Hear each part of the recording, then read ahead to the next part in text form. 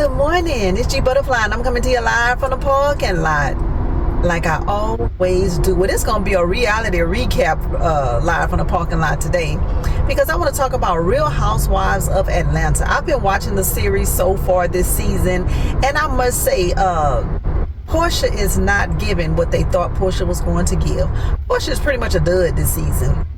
And I think everybody is on her after last episode when she said that she would sleep with Angela Oakley's husband, Charles Oakley, the former NBA player. That was foul on saying that. And then she took no accountability when she was called to the carpet about it. And she was like, girl, I don't even remember saying it. But she said it. But anyway, this season has been so-so for me.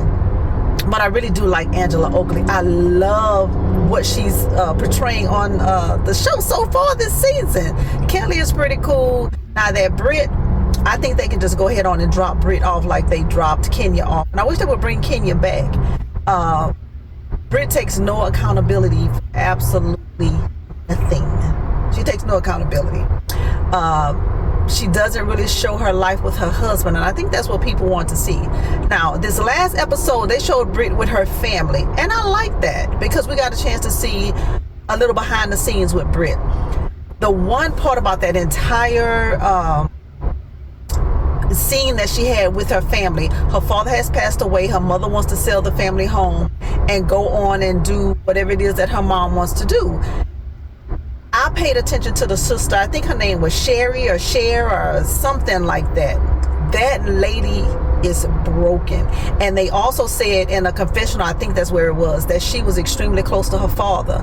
And you can tell the father passing away has really affected her, and just them packing up the mother's house is really weighing on her emotionally. My heart went out to her. Now, I've seen a lot of different bloggers, I've seen a lot of different people saying that it looked like it was kind of fake. And could have been. However, I paid close attention to her movements, how she was talking, her face when she started crying. That lady is hurt that her father is gone, and now the foundation that the family home brought is getting ready to be pulled away from her, and emotionally she's not ready to let go. Now, Britt talking to the family, that seemed fake.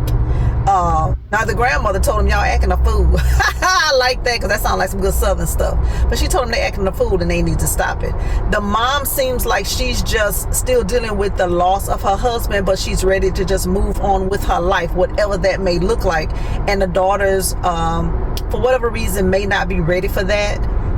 But the lady has to move on with her life. And that's not to say she's getting ready to go out and be with another man, but she's just ready to move on with her life. But the children were used to seeing her with the father, and they were saying how the father was so instrumental in their family life, and everybody is having a hard time adjusting to him being gone. But I think they need to focus more on that sister Cher if they continue to show Britt's family. Cher is where it's at. The mom, you know, she can pop in and out. But the grandmother, they need to show her a little bit more if she's going to be that spicy. But on this particular season, I'm not really caring for what I've seen so far of Britt's husband. Something right there just don't look right. Now, that's just my opinion. Something with that husband and wife duo just don't look right. But I love the interaction between Angela Oakley and her husband, Charles Oakley, because Charles Oakley come across like he don't give a damn about none of this reality TV stuff he's doing, because the wife is on the show and they're giving you a little bit behind the scenes of what's going on with them. He seemed like he's a real cool, down-to-earth guy. He's gonna tell it like it is, and he's gonna be done with it. But Porsha is just not giving anything. She's kind of giving out here to me. That's just my opinion. Shamir is pretty cool. I really like that Shamir is showing a little bit of her life. Shamir has been on this show numerous years as a friend to Porsha. And Kelly, I like Kelly. I like Kelly's very over the top. Over the top. Kelly is over the top to me. But I like her on the show. Now that dog with that purple and pink hair and all of that, I'm not an animal person, but that's funny to me. She seems like she's a very good mother, an engaging mother with her children. That's a good thing. She either going through a divorce or is divorced, and I think if the show comes back next season, Kelly definitely needs to come back, because she has a story. Who else is on there? What's her name from the old show? God damn, I can't think of her name.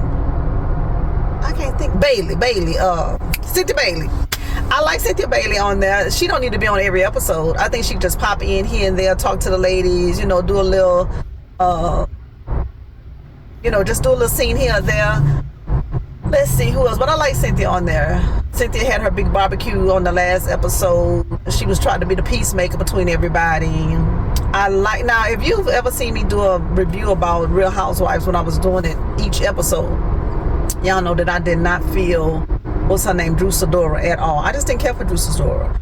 Drew this season, I ain't really feeling her too much more, but she's giving you a story, and that's what we want to see on these reality TV shows. Drew is actually giving you a story with Ralph. Now that's some creepy ass shit to have him living in the basement, but he's taking advantage of it because he's doing a podcast from the basement. So hey, do your thing, Ralph. But I like the fact that they're showing them going through the divorce proceedings, what they have to go through as a family, how it's affecting him and her emotionally, everything that's going on. So I kind of like that.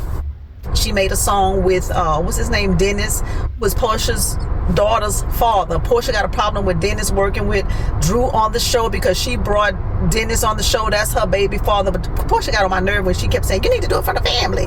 It's your family. It's your family. Porsha, shut up about the family thing. Please shut up about that. We don't want to hear you say that anymore.